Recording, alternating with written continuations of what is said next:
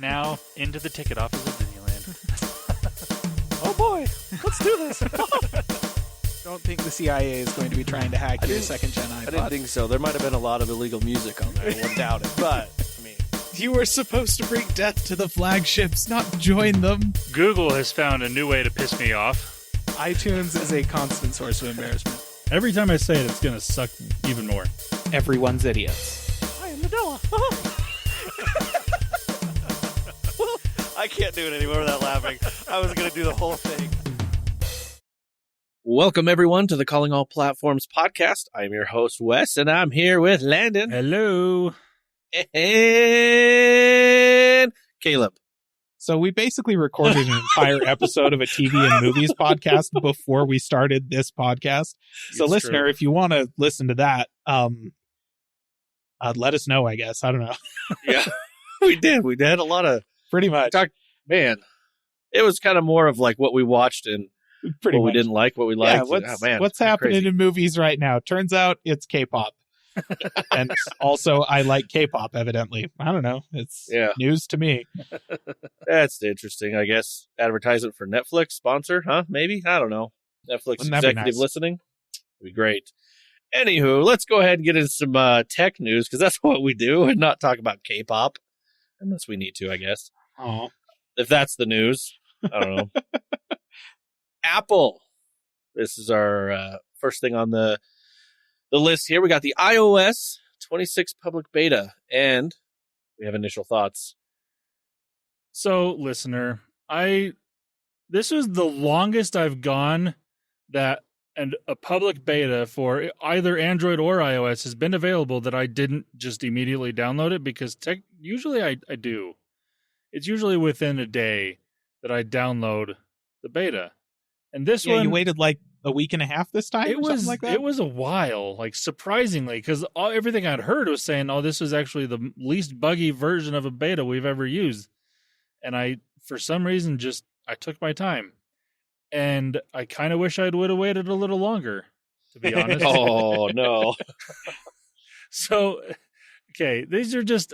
I've had it for a little less than a week, about 5 days, I think, something like that. So not very long.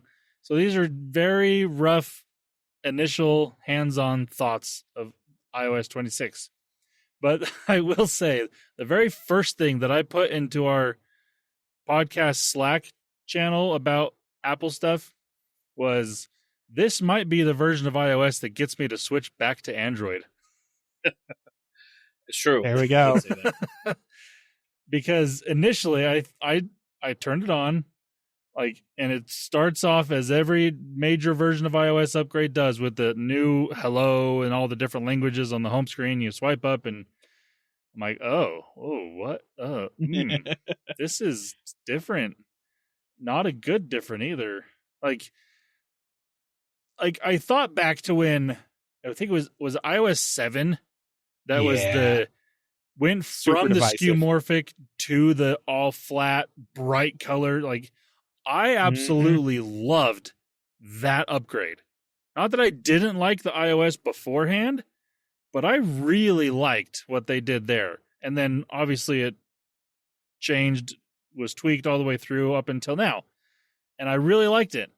This one initially was like, like my very first thought in my notes, I was taking notes throughout this week that I've been using it. My very first note on here is liquid glass is ugly. Now, I will say I've gotten more used to it. It's not as bad as it initially was, but it's still not what I would call good or good looking, but it's there. And there are some aspects of it that I do like, that do look good, but there are a lot that I'm just really questioning any of the designers at Apple. Because and again, this is a beta. Things could change. I don't think they will, but they technically could.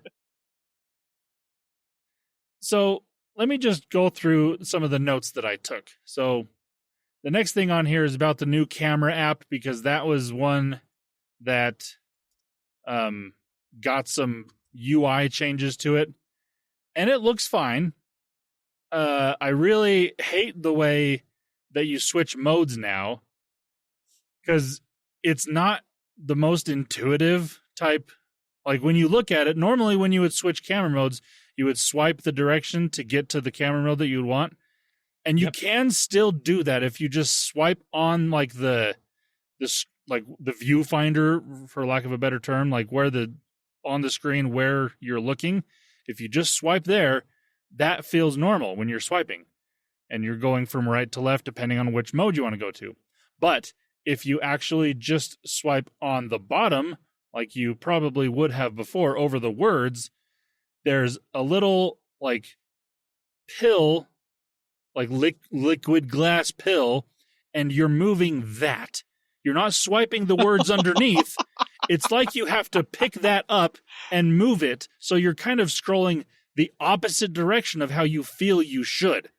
Oh, man. And when I initially went to do that, it went the wrong way. And I'm like, whoa, this is not right. And I absolutely hate that. And again, unless you know that you can swipe on the viewfinder, you're going to go down there and you're going to swipe the wrong way, and it's going to make you mad. Well, to be clear, everything about iOS 26 just screams that they're doing the thing that you should never do with software design, which is change things because you can. Yep. They're not changing it for a reason. They're not making it better or more intuitive or anything like that. They're just changing it to change it. Yeah. And that's terrible. Don't do that. Yeah. That is a very good summarization of iOS 26. It's great. Yeah. Super looking forward to September. Great. Yeah. Oh, and like I'm not on a new iPhone by any means. I'm on a 13 Pro. So it's an older iPhone. I'm probably not being able to utilize all the things, but the problem is the things that I can utilize are all the visual things, which is what's wrong with iOS 26. All the little upgrades and things like that, I probably won't get because they're, I have an older phone. And that's fine, but it makes it a little worse for me. So the next thing on my notes here is when you scroll down. Now, again, I know that some people, Caleb in particular, does not use notifications on his phone. He doesn't use the notification screen. So this isn't going to affect him or any of you that might do this. But if you scroll down from the top to see your notifications, it used to kind of fade back into the lock screen, it looked relatively seamless. Now when you do it, I don't know if Caleb and Wes may not be able to see this on my screen, but when you scroll down, it just kind of like darkens the home screen all the way to the bottom until you're seeing your home screen behind the clock widget or whatever widget you have on your home screen and your notifications until you let go. Then it's poof, lock screen. It doesn't fade slowly. It just, unless you scroll down and wherever you let go, but again, it's not a slow fade into the lock screen. It's like a boom lock screen type situation. It doesn't feel right. It doesn't look good.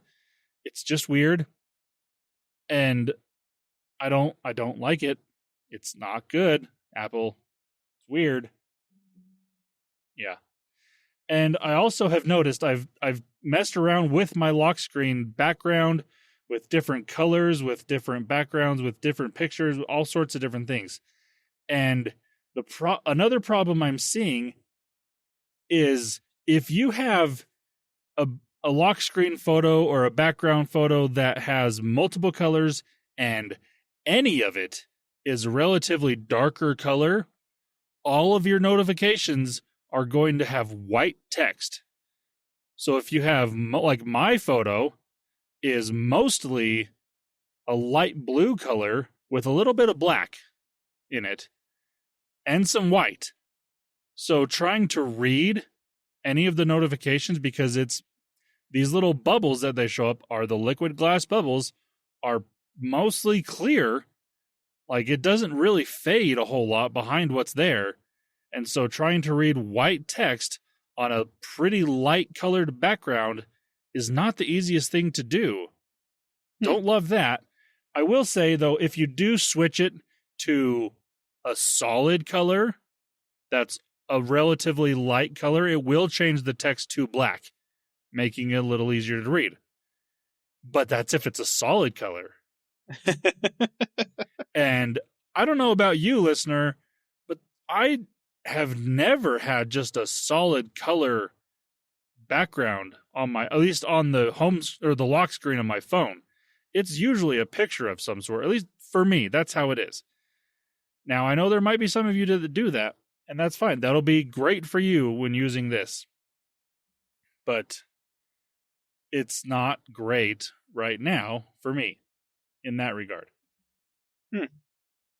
And then this is just a weird thing that I noticed, and it's not a big deal. It just kind of is weird to me. But every time you swipe back to the home screen from either the notification page or from any app, it is as if you are swiping from the lock screen, like that initial home swipe when it kind of brings everything into the home screen. It's like that every single time. Whereas before, when you would swipe out of an app, it would that app would kind of morph back into its icon, and everything would still be where it was. It wouldn't all come in at the same. It's like you're unlocking the phone every single time, which is, again, not a big deal, just kind of weird and not great. That is something I think they could potentially change.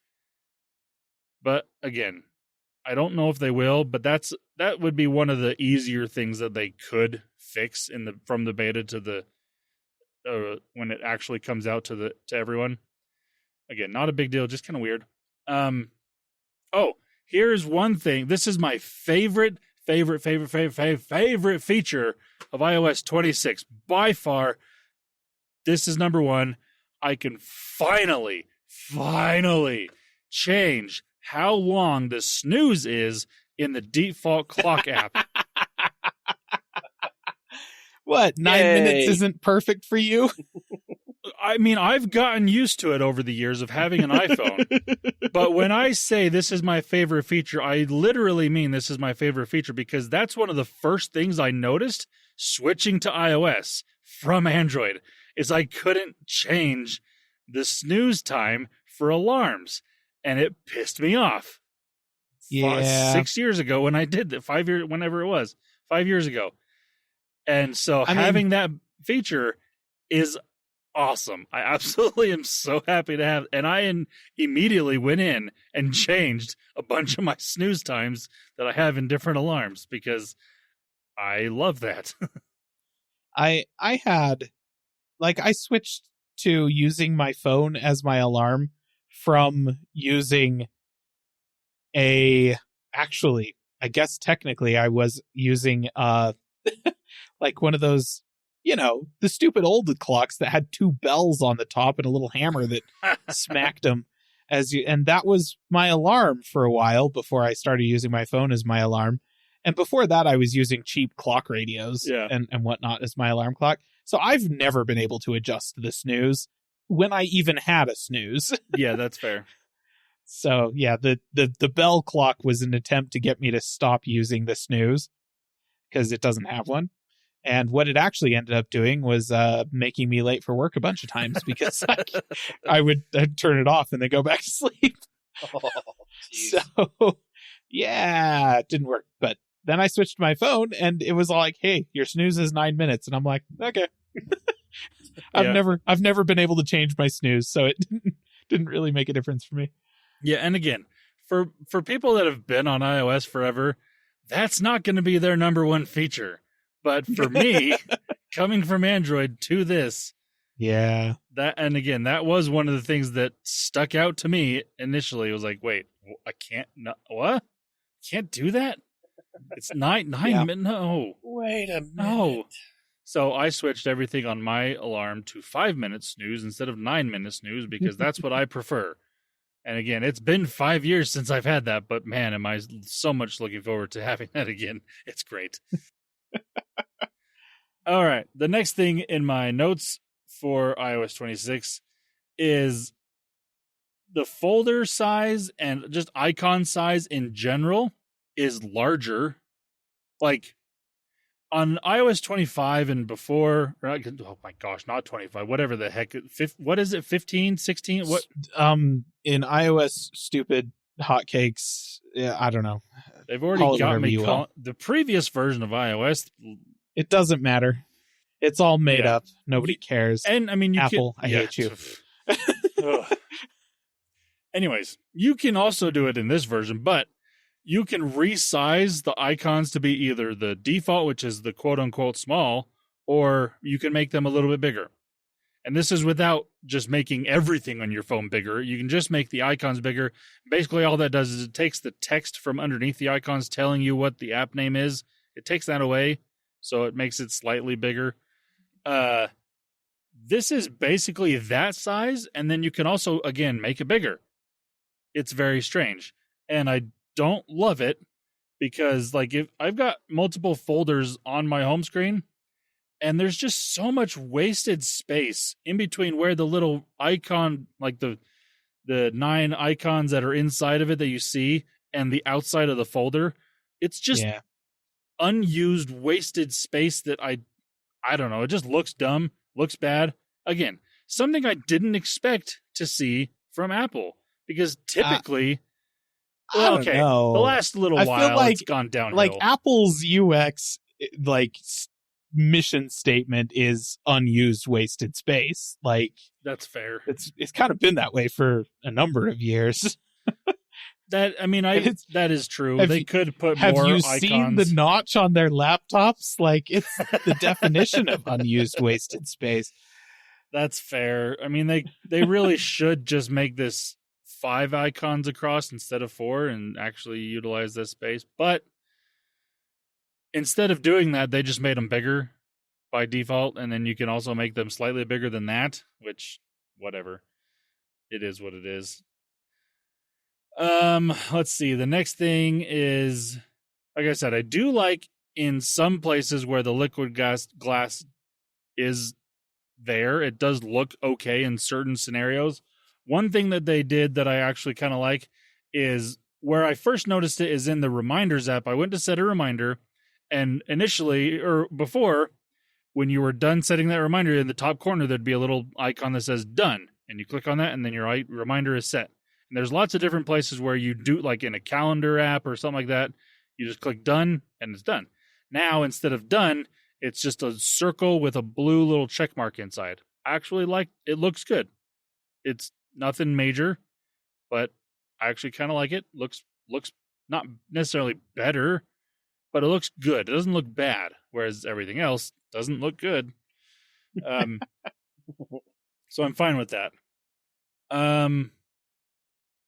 Let's see. The next thing on here, I wrote this down. I said, I get what they're going for on a visual standpoint, and what they're going for they pulled off, but that doesn't mean it looks good. Because, again, they are really wanting that liquid glass feel there everywhere, and they did do that. It does feel like you're pulling down something that looks like glass, like gliding over something. Like in the video that they show, they literally have glass things that they're sliding around a table, and it's giving that little, for lack of a better term, skeuomorphic look. Like it changes visually what's underneath of it. It does that really well. But again, just because they pulled off what they were going for doesn't mean that it looks good, in my opinion. I was one of the people who was not upset, but mildly bummed with iOS 7. Not that iOS 7 didn't look good, and not that it wasn't highly usable. I felt like it was highly usable. Yeah. And probably more usable than the previous, than iOS 6 and prior had been, with their emphasis on skeuomorphism. But I really liked the skeuomorphism. I liked how Game Center was a felt topped gaming table. I liked how the Notepad app was a notepad. There was like a thing across the top where, with a torn sheet and stuff off of it. Like I really liked that stuff because it was whimsical and kind of fun. And I will say, I have heard a lot of people complaining about how the usability of liquid glass is worse than it was before. And I think that's probably true. I personally am willing to bet I'm going to like it, though, because it kind of feels whimsical. It looks more skeuomorphic than it did before. I'm here for it. I like that. I liked the skeuomorphism and I liked the whimsy here. So having not used it, obviously, I may use it and be like, nah, the trade-off that you get in terms of like lost functionality isn't worth it. And maybe, but I'm willing to give it the benefit of the doubt a little bit just because I kind of feel like our operating systems have lost a lot of that whimsy and interesting like character that they used to have. Yeah. And I feel like iOS definitely has lost a lot of the character that it had in the very early days. So yeah, I'm interested, Yeah. And I mean, like I said, I don't necessarily hate it as much as I did initially. I've gotten used to it, and there are some of the visual things to it I actually do really like. Like I like the idea that they're going for of the 3D-ness of everything. Like all the icons look like they have depth to them. And they right. Even third-party app icons, whatever Apple has done to make it just in the system itself has made third-party app icons look better. Not that they looked bad before. Again, they looked fine, but they actually it gives that little bit of depth to it, and I like that a lot. Yeah, like that looks really good. It's just mostly when it comes to scrolling, and when you're using and just certain places that liquid glass functionality just doesn't fit quite right. Like it would almost be better if it was, say, a matte glass, like slight, like like a foggy glass. Like it just has a little more depth to it. Frosted. That's frosted the word. Glass. Frosted glass. So it kind of like basically like you can still see through it. And I just realized I hate that I'm gonna have to say this, but it's kind of like what Windows did in Windows 7. Yes. I will say, visually, I like Windows 7 a heck of a lot more than I like Windows 10. That's fair. Again, because it had character. Yep. It felt a little whimsical. I liked that. And I think it's kind of funny that Apple was all like, yes, liquid glass, everything needs to look like it's glass, and kind of went with, okay, the only way that we're going to make it look like glass is due to the refractive nature of glass. Yeah. Right? It's all refraction, which, yes, glass is extremely refractive and it can be very pretty. And that does definitely make things look like 3D glass. However, that requires it to be clear.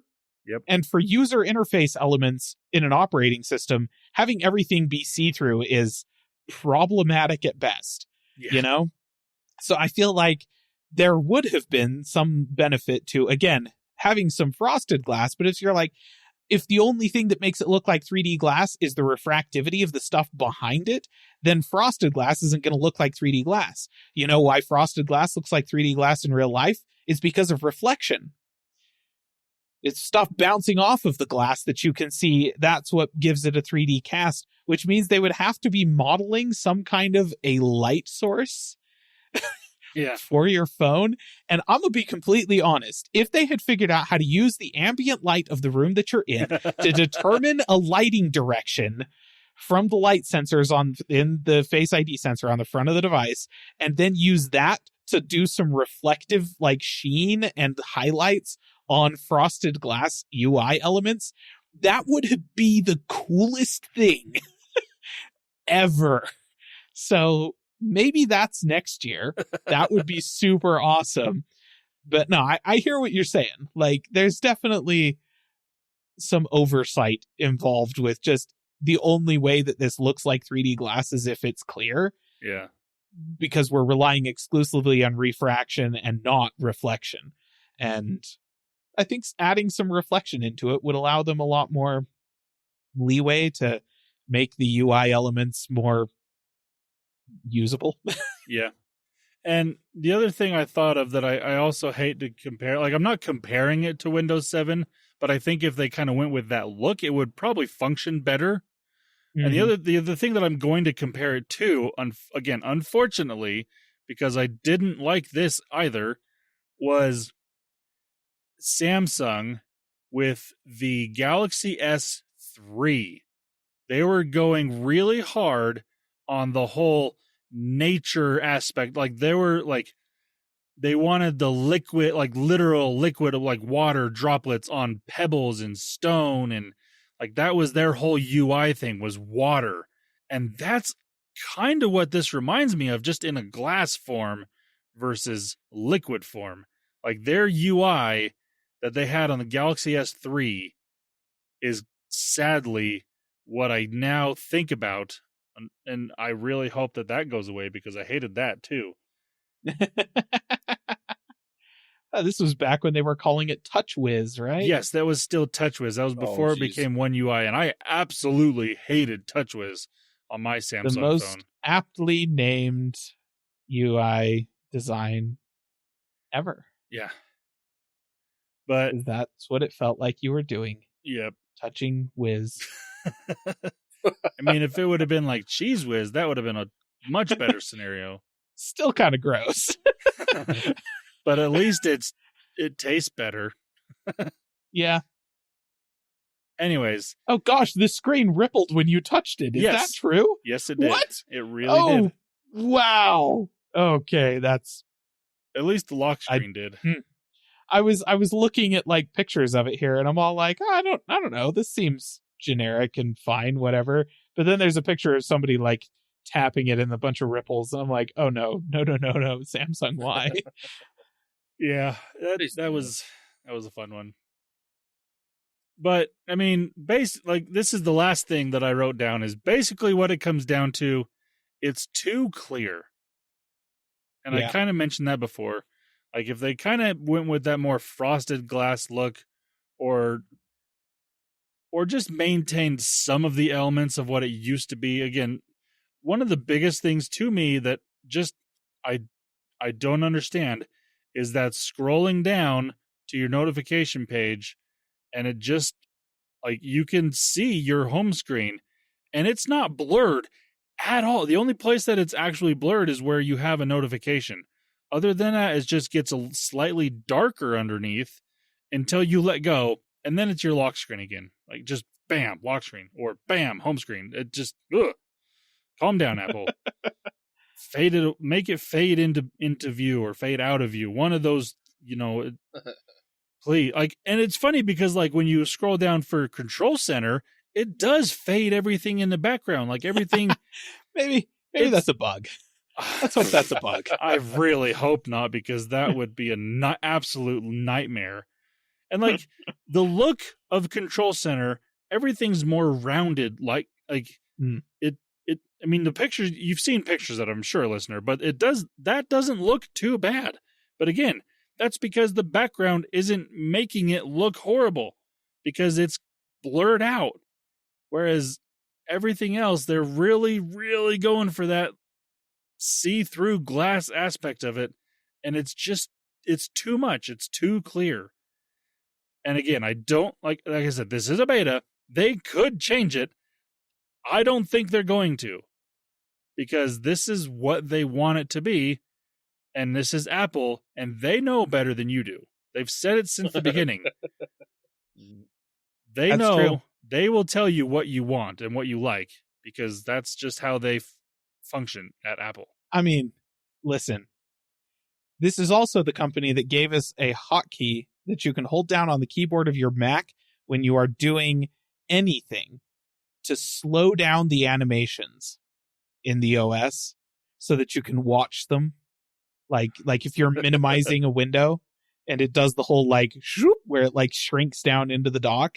If you hold down, I can't remember what it is. It's like Alt Shift or something like that. When you do that, it will slow down the animation so that you can watch the thing in slow motion just slide gracefully down into the dock. I didn't know This that. company does really weird stuff with their UI sometimes. And generally speaking, I have found it either all ends up being innocuous or works out in the end. iOS 7 is a decent example of that because it was such a stark shift and they made some questionable design choices as a result that they then backed off from later. So I think the issues that we're having with Liquid Glass are legitimate. They'll probably back off later. I think that having frosted glass with some kind of reflection to it, as opposed to just refracting the image below it, that seems like a reasonable solution. And I bet we're going to see stuff like that in the future.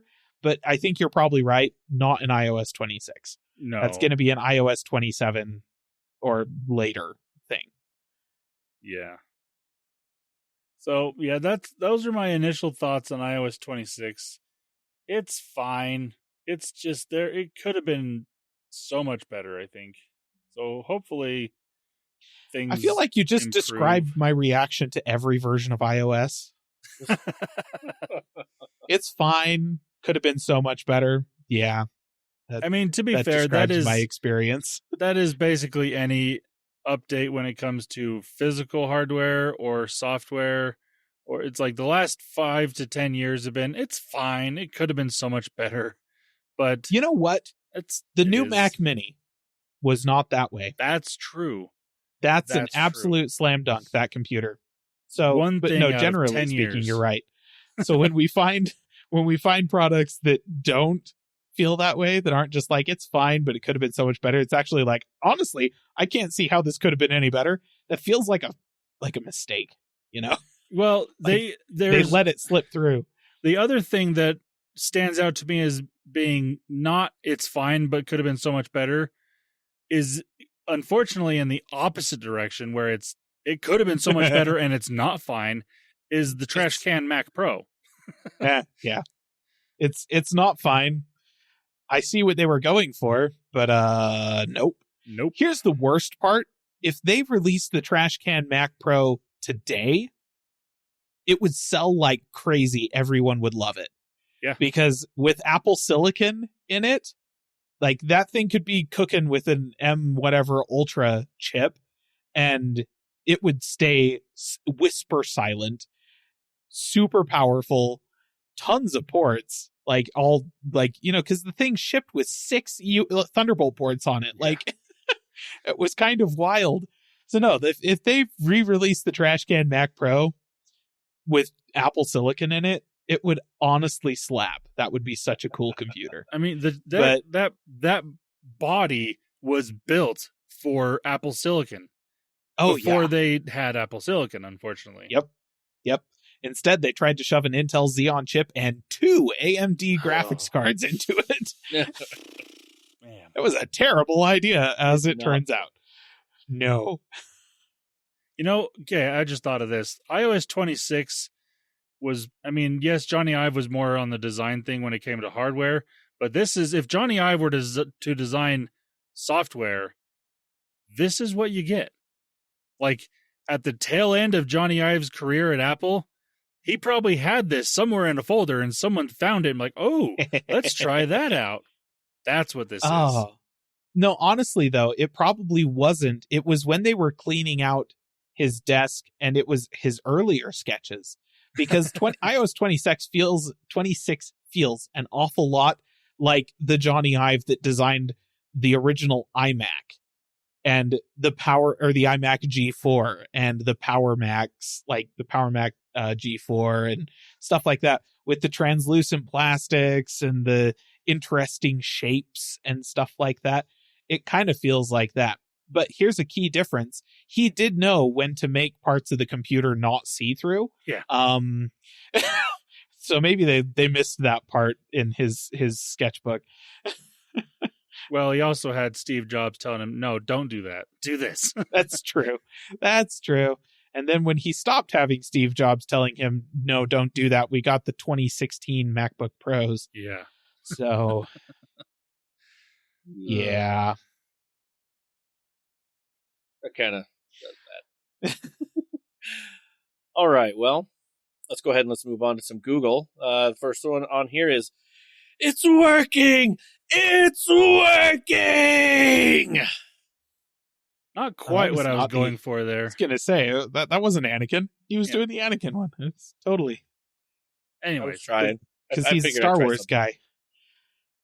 I'm sorry. I'm not much of a Star Wars guy. It's working!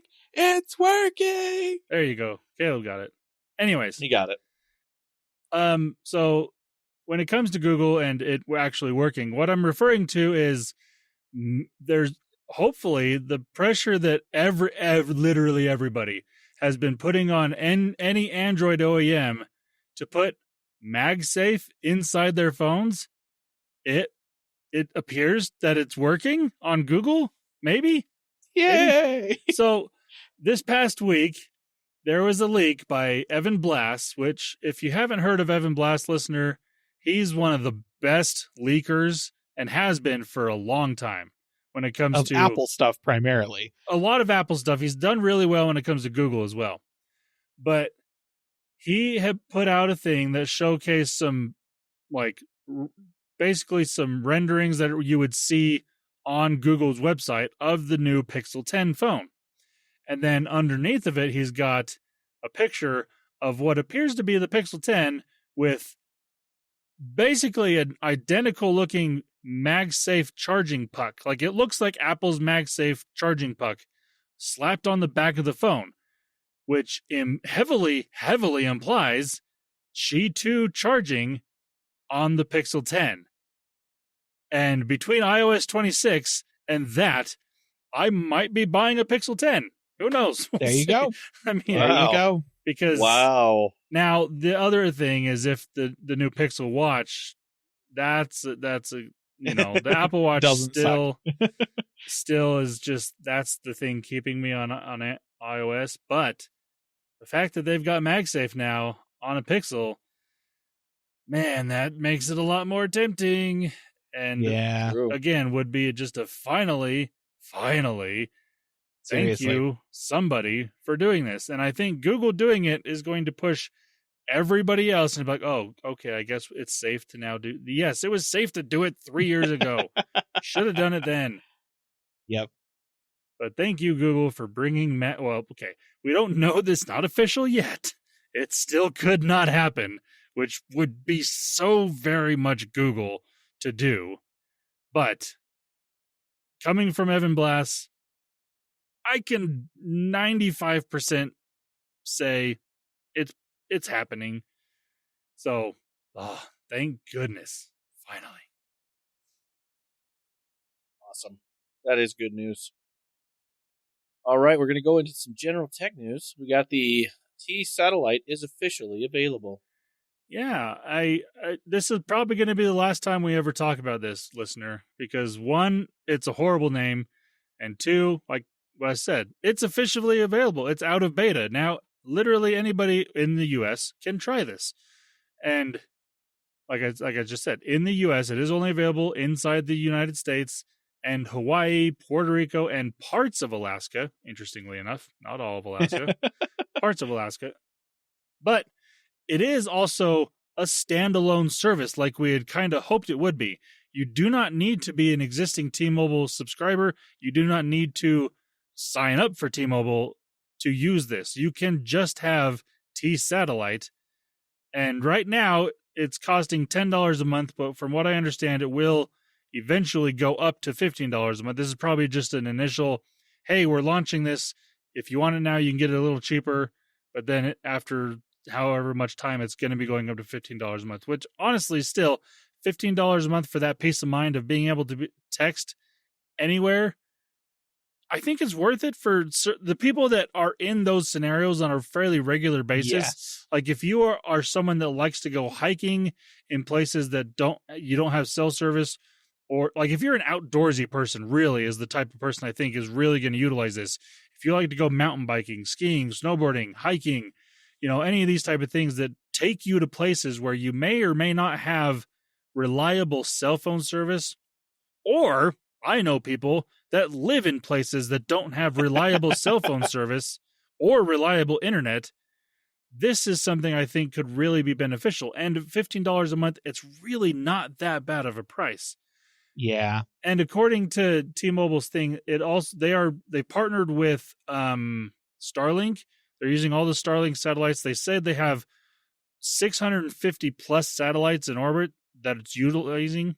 So you're going to be able to get service really easily. And it also is not constantly looking for this type of service.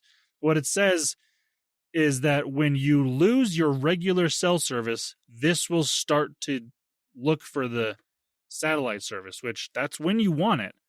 And so the fact that it's not going to be constantly trying to ping off satellites is going to save you battery, for one, for sure, and just not be using your phone's processor to an extent that really doesn't need to. So that's really nice.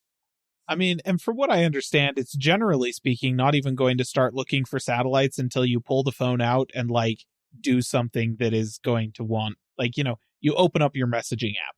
Then it's going to be like, you don't have cell service. Let me look for some satellites here. Yeah. And I feel like the people that are going to benefit the most from this are people who are hardcore outdoors people who have been for years doing backcountry hiking or mountain biking or, you know, like backcountry skiing, cross country stuff. The folks that are like out in the national forests, in the depths of them, away from established trails and stuff like that, those folks have for years, hopefully, and if they were smart, they bought a Garmin ages ago. And they are using the satellite connectivity that has been available to those Garmins as an option for sending SOS messages, essentially. And they already have something that is probably more reliable and honestly probably going to work better than this. But all of the folks that are, again, enjoying our public lands in this country with their ATVs, dirt bikes, whatever, they're staying on relatively established trails for the most part, but they spend a lot of time up in the hills or wherever away from the cell coverage of any kind. Honestly, they're up there camping. I myself enjoy going camping in the national forest where you can't get cell signal, or you're just going for a hike on a well-established hiking trail, or you are honestly just daily commuting through areas that don't have cell service. Like, you know, all three of us are well aware of a canyon that a lot of people drive through every day, has no cell service for the vast majority of it. And if accidents happen, it's like 30 minutes before they can even start sending a paramedic to you because somebody's got to drive out in order to get service to send it back in. So, you know, like, situations like that where you're not necessarily relying, like, you don't want to pay a bunch of money, hundreds of dollars for a dedicated piece of hardware that is your super reliable, super long lasting lifeline to emergency response. But you do find yourself semi-regularly in backcountry situations for whatever reason, whether it be recreation or just your commute where you don't have cell service. It might be worth it just to grab this, just for the peace of mind to know that if I do get in a wreck here and there's no other motorists around, I'm going to be able to call for help. So it's nice to have that as an option for people who just, like, you just have to have a semi-modern smartphone from pretty much any brand at this point, I feel like. Yeah, there is it's somewhat limited list of phones that you can choose from. I think right now the only Pixel phones is the Pixel 9 phones that can utilize this. Yeah, so it's got to be a phone from the past couple of years. Yeah. Like, it can't be older than that. But like, I think Samsung, you can go all the way back to the S21. Yeah. And then iPhone, I think, goes back to the iPhone 13. Oh, and 13. Oh, okay. I think so. I thought it was the 14, but yeah, that's cool. And then, like I said, Pixel phone, the Pixel 9 is the only one that can utilize this right now. And there's other phones from different OEMs that also have this ability. They do, like, T-Mobile does have a list of phones that work with this. And you can, if you're interested, I would just go to their website and look to make sure your phone does work before signing up. And if you really, really need it and you don't have a phone on the list, it's not that big of a deal to go buy a new phone, because if you don't have one that supports it, it's probably time for an upgrade anyways. Yeah, that's fair. So, right, yeah. Landon? Yeah, yes, I am very much due for an upgrade. That's for sure. Same. All right. Well, let's go to the next subject. We've got a PSA for AT&T users. Yeah, so I put that for AT&T users. Yes, technically this would be for AT&T users, but it's probably for only 3 of you, and you're probably not listening. Because I had never heard of this service that AT&T provides, and I was an AT&T customer for almost 15 years. So apparently they have an app that I don't know what it's called, but on this article I'm reading, it says AT&T's Assertion-powered media storage app. Basically, it's a cloud storage app of some sort for photos and videos, from what I understand. But they're going to be shutting down this service entirely on February 1st of 2026. So you have a little while, but if you, again, are one of maybe 5 people that ever utilized this, go and get all of whatever whatever media you have stored in this and get it off, put it somewhere else. If you want ideas of where to do that, go listen to the last episode we recorded. We talked a lot about that. I was just going to say. So there you go. There's the PSA right now. Again, probably very few people even know about this. And if you did know about it, you may not have even been using it. I don't know. But if you were, there you go. Now you're aware of it. Go check it out. Yeah. Good PSA. All right, we're going to get into some gaming news. First on here, Battlefield 6. Yeah, so Battlefield is a game series that you may be familiar with, listener. It is a first-person shooter war stuff. I was going to say World War II, because that's how it started. Not anymore. They've done World War II. They've done World War I. They've done the incessant onward march of quote-unquote modern warfare, like military fantasy stuff that Call of Duty has done. They've also done that. Battlefield 6 as a follow-up to Battlefield 5, honestly, from the way that people who have been able to get in some alpha and beta testing cycles for it, they're saying it's more like Battlefield 4, which, as an outsider to the series, I have been led to believe was the last good one. Though I guess there's a subset of people that really enjoyed Battlefield 1, which came after Battlefield 4. Don't ask questions. Don't ask questions. So, but supposed to be a significant step up or forward or back, maybe, whatever, from Battlefield 2042 and Battlefield 5. So that's kind of what it is here. The thing of note to me is that EA has released. The thing is available for pre-order right now, right? If you want to pre-order it, go for it. People who have actually had some hands-on time with the game can, go on YouTube if you really want to see that. They'll be able to give you more of an impression of what the thing is like. Generally positive is about all I can say so far. What I will say, though, is that because it's available for pre-order, they have released the minimum required specs for this thing. And remarkably, my computer hits them. My computer actually hits the recommended specs for GPU and then the minimum specs for the CPU. So I need to upgrade my CPU. Definitely. But like my PC, which is pretty old, not very updated, meets the minimum required specs for Battlefield 6 handily. And that's pretty great, because minimum required specs obviously means like they're targeting 1080p 60 FPS, which is that's the gaming experience I'm after, frankly. So perfect. I'm good with that. And that's all right. I appreciate that, DICE. I would say I appreciate that, EA, but it wasn't EA that made that call. That was DICE. And EA just didn't complain, I suppose. So there you go. Battlefield 6, it's coming. I believe they do have a release date out there. I forget what it is because, again, I'm not really a Battlefield person. That said, if they put a Star Wars skin on it and call it Battlefront, I might be a Battlefield person. Just give it time. It's give worth it saying. time. Which, to be clear, is all they ever should have done with those Battlefront remakes. They should have just taken a good Battlefield game and put a Star Wars skin on them and called them Battlefront.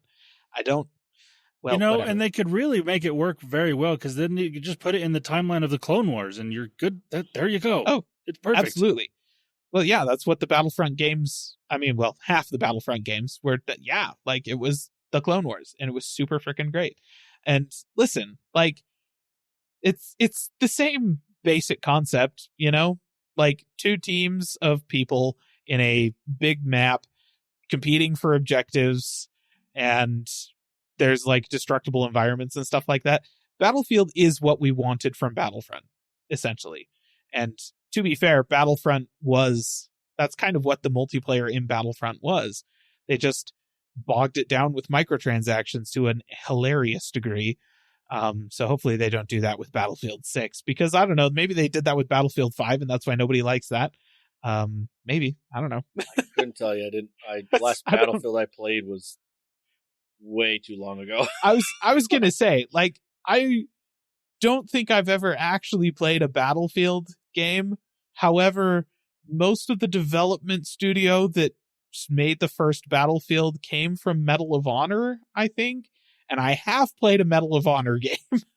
But wow, are we way back in the weeds at that point? This is back, yeah. We're talking PlayStation 2. It's been a minute. Well, let's go ahead and let's move on. Let's talk about Nintendo, and the top of this is Nintendo sucks. Yes. I don't feel like I need to elaborate on that, listener. Just an observation. No, specifically this week, Nintendo sucks because they're raising the prices for all of the original Switch consoles. The last generation console previous to the Switch 2, which has been released. Yeah, they're raising the prices for that one. Isn't that weird? What a wonderful world we live in right now. Did they come out and say how much, or are they not yet? It's between $20 and $50 increases across the lineup. So I want to say that it's a $30 increase for the Switch Lite. It's a $20 increase for the original Switch, and then a $50 increase for the Switch OLED, which puts the Switch OLED at $400 or something like that, which makes it basically within spitting distance of the Switch 2. I was going to say, at that point, just buy a Switch 2. Exactly. I feel like this is Nintendo saying, hey, we feel like the Switch 2 isn't selling fast enough, despite the fact that it's the fastest selling console in the history of consoles up to this point. So don't buy Switch OLEDs, buy the Switch 2. And this is how they're accomplishing that. I don't get it. It doesn't make sense to me. And I don't know. Nintendo, I feel like the thing to do in this case would have been to either not raise the price or just stop making the console and sell off what was left. I feel like those were the things to do. But what do we know? They didn't. I don't know. I guess I'm not running a multi-billion-dollar company, so should I talk? If your goal is to make profit, Nintendo is doing a great job. But I find that I strongly disagree with anyone whose primary goal is to make profit in life. So Nintendo sucks. All right, our next topic here, brought to you by Caleb, is Microsoft sucks. Okay, so this one was not going to be a topic, listener, until Wes asked me to do an experiment right before we started recording. I did. He wanted to know something about cloud gaming on PC Game Pass versus Game Pass Ultimate. Essentially, the outcome of that conversation is cloud gaming is not included with PC Game Pass. You have to have Game Pass Ultimate. Okay, whatever. Moving on. Yep. I discovered that if I go into my library on the Xbox app on my PC and I, just look at the games that I own, right? Not the games that are included with Game Pass, only the games that I own. It's a slightly inflated list. Minecraft has 4 different entries here, because there's the insider version and then Minecraft for Windows and the Java edition. And then the launcher is a separate app on the whatever. And then I've got 2 separate ones for Sea of Thieves and the Sea of Thieves insider build. This seems weird. But what really caught my attention is that at some point over the past 10 years, Microsoft decided to add Candy Crush Saga to my library of owned games. Now, to be clear, why would you include that in a library of owned games? It's free. But even worse than that, I have never once in my life on any device, regardless of whether it was signed into my Windows account or not, ever downloaded or launched Candy Crush Saga. I have never played a millisecond of this game, and it's in my list of owned PC games. What the actual F is going on here? I don't know, but I'm super peeved, and I blame Microsoft. I blame Microsoft. There you go. That's my little rant I just needed to get out about this. I'm glad you were able to rant. I'm sure Frickin' we need to know. like, list underneath it just says time played NA. Of course. I've never. Well, let's go to the next subject before Caleb has a aneurysm. Before? The next thing we want to talk about on here is actually the July update for Xbox. They delivered features for basically the PC gamers. Yeah, it's called Candy Crush. Candy Crush. You get Candy Crush. This is the worst update ever. I was asking Caleb if he actually had PC Game Pass, because the article that I was reading, which comes from Thurrott.com, it didn't clearly say something. So one of the features that we were talking about was streaming your own games on PC. That's not games that are brought to you by Game Pass. It's like the ones you've actually purchased. And it says, so this was something that was previously tested. We did mention it real quick in an insider program, but now they've just went ahead and put forward to it. They said there's 250 plus compatible games that you can just stream. You don't have to download. You can just stream it with no, like I said, no additional downloads. No, and it says no purchase is required. But in here, it didn't say if you had Game Pass or what's tier of Game Pass. So that's why I was like, oh, I was curious to see, just so that I could report on it. Shows you're going to have Game Pass Ultimate, which,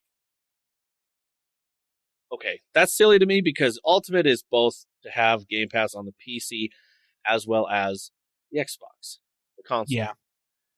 And to not give cloud gaming to the PC, I don't know. I'm kind of... Here's the thing. If you have an Xbox console and a PC, you're going to want Game Pass Ultimate so that you have Game Pass on both of them. Makes sense. If you have just PC Game Pass, I struggle to think of a scenario in which I would want cloud gaming. If you were first a console user with 1,000 games and moving to PC. Yeah, but I'm not. That's what I'm saying. Right, If you but I have was a saying the people console that are. and PC, then okay, sure, maybe. But if you're just PC, just a PC gamer, whatever, PC Game Pass, here I am. Because that's the thing. You're talking about somebody who has like an Xbox One and they move to a PC instead of to the Xbox Series X. Mm-hmm. They still have the Xbox One. They're probably going to want Game Pass Ultimate. And so this is kind of a moot point for them, right?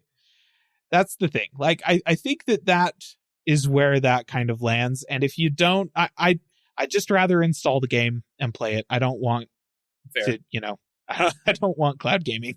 I kind of also think that this is more or less going to be a part of the whole, if you decide to buy the ROG Ally that's coming out with Xbox with their quote unquote operating system. I think it's more that as well. It's not just PC, I think. But I think it's totally fine for them to kind of like restrict it like this. Just, yeah, all right, fine. Pay for Game Pass Ultimate if you want to do this. And that's one of the ways that they're differentiating the tiers. I feel like Game Pass for PC is still a really solid value so long as you're okay with playing on Windows, which I am becoming less and less. Okay. True. Like literally just 3 days ago, I sat down at my computer because I wanted to play some stuff that was on Game Pass. Actually, Claire Obscure Expedition 33 turns out super good game. Everyone that was talking about how it was a good game, yes. Timely reviews here on Calling All Platforms. Anyways, so I was sat down to play that, and I went to launch the Xbox app, play this game. Just freaking. So I can't launch this game, even though it's installed, unless I launch it through the Xbox app, because it's on Game Pass, so it won't actually launch unless it can verify that I have an active Game Pass subscription, which it does through the Xbox app. Okay, fine. The game was up to date. The Xbox app was not. So I had to update the frickin' Xbox app, which meant I had to open the Windows Store and update every other stupid piece of unused garbage on my computer that I haven't looked at in months because I don't care if my calculator app is up to date. It's a calculator. Frickin' Microsoft, why are you pushing updates for the built-in calculator on Windows 10? Anyways, that was my experience this week. And this is why I'm ditching Windows as my main platform for gaming. So I may not be paying for or experiencing Game Pass for very much longer, but I guess I need to finish Expedition 33 before I do that. Or I could just buy it. Maybe I should just buy it. I should just buy it on Steam. Whichever. Well, and then the next feature, I guess, I don't know why you would call this a feature, but I'm going to just say it anyway. Cross-device history. This feature lets you pick up where you left off in a game on any device, including the PC. And also, it is tied to this. Xbox Game Pass Ultimate subscribers can also access all cloud playable titles in their Xbox game library. So I feel like loads of games already do this. Was this not a thing already on? So it's going to be its own separate little thing. I was confused too. So you could be like, hey, I'm going to go back and look at what I've recently played. Like, oh, I played this last. Go back to it. So. Oh, so wait, this isn't like cloud saves for games, right? This is just like your play history. Play history. Cross-device history. That's interesting. That's why I said I don't know if this is a feature, but it's coming. Yeah. So more or less something that's been on Netflix since streaming started. Yeah, pretty much. Yep. So, yeah. Anyway, moving on from that, we're going to talk about some pricing. So Microsoft may be backtracking their $80 games this holiday. What brought this up is the fact that it's not popular. Well, I mean, they are making a lot of money. Let's go back. Anyway, what was the big thing of this? So when they announced a game, it's called The Outer Worlds 2. This is back in June. Yes, June. Yep. They gave the price of the game for $79.99. And not a lot of people really liked that very much at all. So, basically they came out and they said, okay, it's going to be $69.99 because they said this is in line with the marketing conditions. Is what they said. And so they did it, so we think we can get away with it too. Yeah. I think what happened was they wanted to be also with it, but then other games, big games that were coming out, were saying like Borderlands, and all these other games were like, no, we're going to stick with the $69 price. They just tried to get ahead of the ball, but was way too far. Anyway, so they also said that if people that have pre-ordered the game for the $79.99 will receive a refund, and then you can just pre-order for the $69.99 on there. And then they did say that they are looking into the holiday season games that they might be releasing, and they won't be the $80. Some of them may, some of them won't. I guess we'll see what Black Ops 7 does. Who knows? But yeah, so yay, good. I mean, we'll see. It's funny to me because, like, yeah, Nintendo did this, and other people think, oh, we could probably do that too because Nintendo's doing it. The difference is, Nintendo people are similar in a way to Apple people, the really diehard, like, I have to buy the next thing they give me no matter what it is. The people that bought what the freak is that stupid headset called? I don't even care anymore. Apple's headset, what is that thing?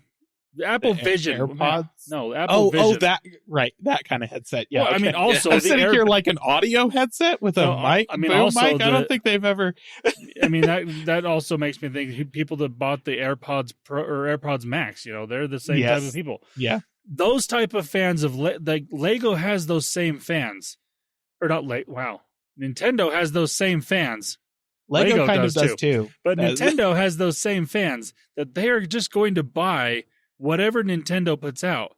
And Nintendo can kind of get away with that for their first-party games because they know people are going to buy those first-party games. Whereas these other games, yes, they've got fans of these games, but they don't have nearly the amount of the die-hard fans that are like, I don't care what the price is, I'm going to buy it. Because there's not a game... There's very few game companies out there that have those fans, especially when it comes to individual games like that. So that's where I'm like, yeah, you're not going to get away with that because you don't have those fans like Nintendo does. Yeah. I think also what was interesting, I think they also saw not only the others, but I think they also saw Nintendo, the second game that came out for Nintendo Switch, Donkey Kong. That was still only a $70 game. Yeah. So I think they looked at that and was like, wow, okay, no. I mean, Nintendo's also kind of been priming their fans for this for years because the last freaking Smash Bros. What was that called? Ultimate. Smash Bros. Ultimate launched at $80 and has stayed there. Like, never gone on sale. Oh, yeah. And that's everyone in Nintendo's camp is pissed about the $80 games, but Nintendo knows they're going to pay it. Yeah. I think Microsoft took a long look in the mirror and went, we're not sure we can pull this off. We're not sure we will sell any copies of Outer Worlds 2 if it costs $80. So I kind of think that too. Let's just not. I'm wondering if pre-orders were not to expectations with that. So I think they have the data for that as well. So yeah. No, I think, I mean, I think after when they went and said they're going to make this and then everyone else kept everything at 70, they were like, dang, we can't pull it off like you were saying. So anywho, I guess, sweet. That's one game that's only that. So we'll see what comes with the rest. One game.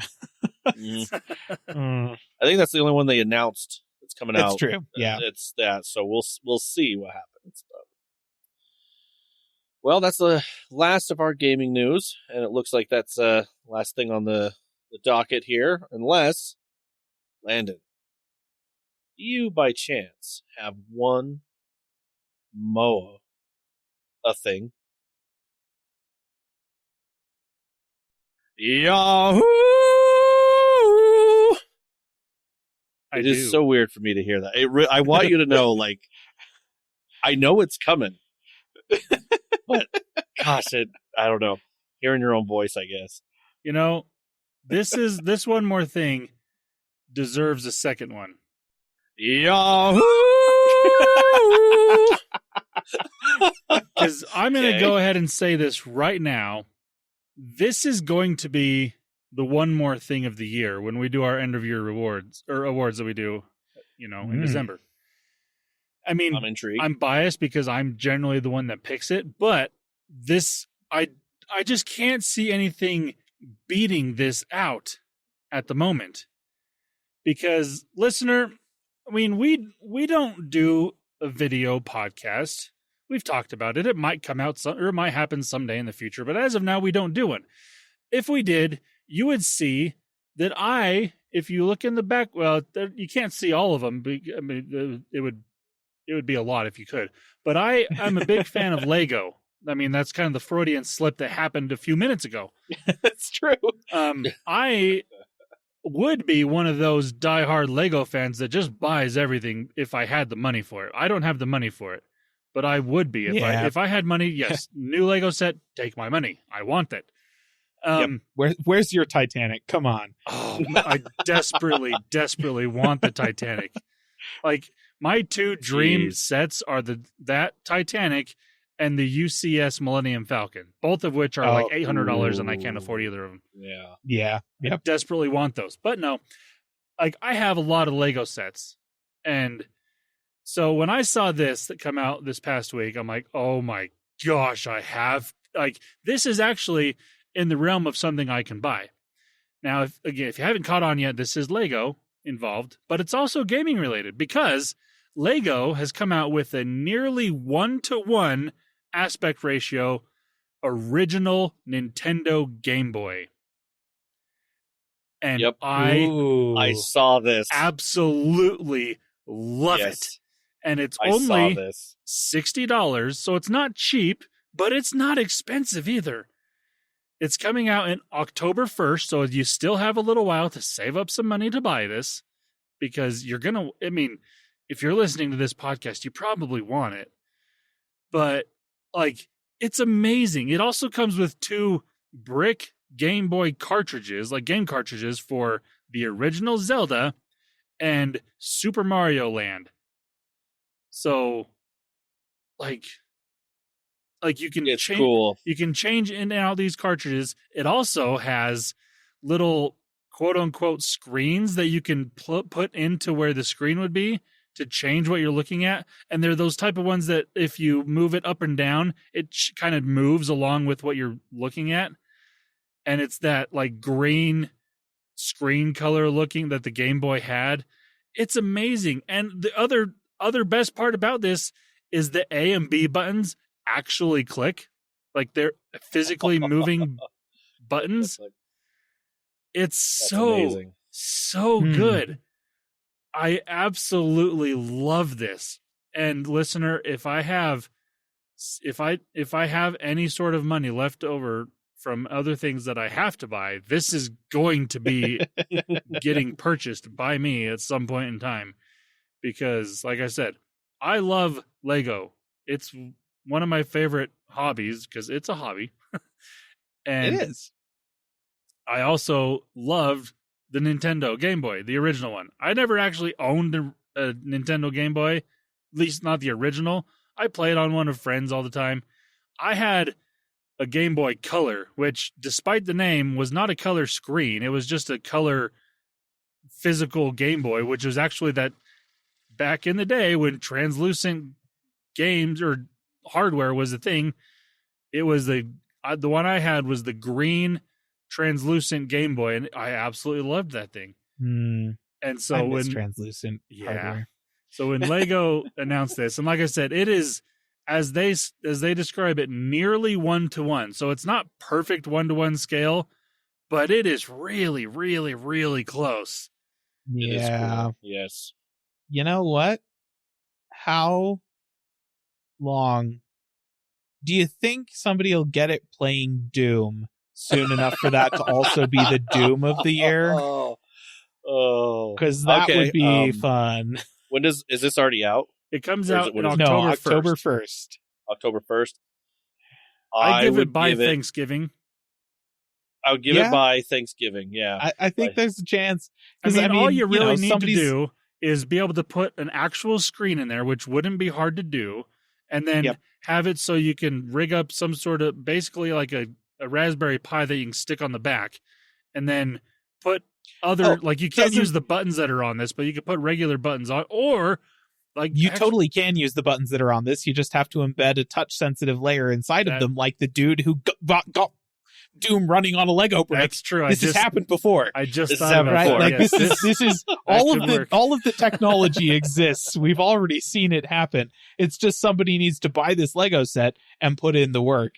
And yeah, there's tons of microcomputers they could stick inside of this thing that would totally work. A little LCD screen that would slot in there, and then just rigging up some kind of touch sensitive system for the buttons. I think Thanksgiving, that seems doable. That seems doable. I'm agreeing to that. And the best part is, that like there's a ton of Doom obsessed programmers who also love Legos who saw this and are already thinking this. Yeah. And it's going to be a race to see who can be the first one to show a video playing Doom on a Lego Game Boy on Reddit. I'm looking forward to this. I mean, I'd be willing to bet someone potentially already has it programmed out and ready to go. It's just a matter of getting the set, building it, and then posting a video on Reddit. Yeah, sticking it inside. That's it. Oh, that's great. Yeah, the Lego Game Boy, that's my one more thing for today and probably the year. That's awesome. That's awesome. That's some good thing to end on right there. So, well, listener, we appreciate you listening. Appreciate you listening all through this episode of Nintendo Sucks, Microsoft Sucks, things like that, and initial thoughts on the iOS 26 public beta. But also, that one more thing is awesome. Appreciate you listening. That just proves that not everything sucks. Yeah, not everything. Yeah. Yeah. Honestly, generally speaking, Lego does not suck. Yep. All right. Well, if you want to get a hold of us, you can. If you want us to talk about something or have any questions, you can get on our social media page there on those pages and ask us anything or just make fun of Caleb. Because, I mean, that's all we do. Fair. You can do that on our social media platforms. Also at callingallplatforms.com. You can also take a look at our YouTube videos there's videos there. There may be one coming sooner or later. We'll see. Caleb, any updates on that? Well, I started playing Claire Obscura Expedition 33, so no. maybe not. I don't know. We'll just say later, coming later. But you can check that channel out, Calling All Platforms, on there as well. Listener, have a good week. Bye-bye. See ya. Calling All Platforms is a production of Supporter Sound Studios. To learn more about how you can support the podcast, go to www.patreon.com/callingallplatforms.